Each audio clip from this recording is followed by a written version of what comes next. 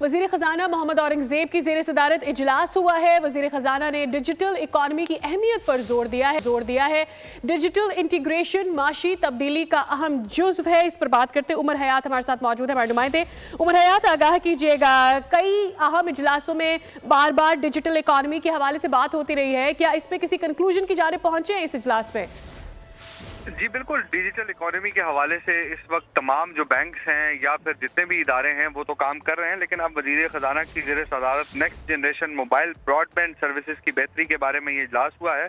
और अमेरिकन जो consultant firm है नीरा की जानिब से पाकिस्तान की मार्केट की जायजा रिपोर्ट पेश की गई है। स्टेक होल्डर से मुशावरत करने और पॉलिसी सिफारिशात का जायजा लिया गया है और IT सेक्टर में इस्लाहात और आइंदा साल अप्रैल तक कामयाब स्पेक्ट्रम नीलामी का रोड मैप भी पेश किया गया।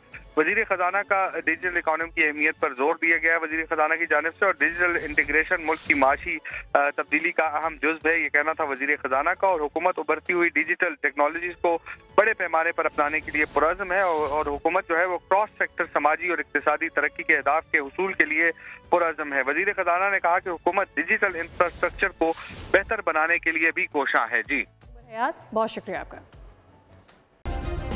सब्सक्राइब करें और बेल दबाएं ताकि कोई खबर रह न जाए।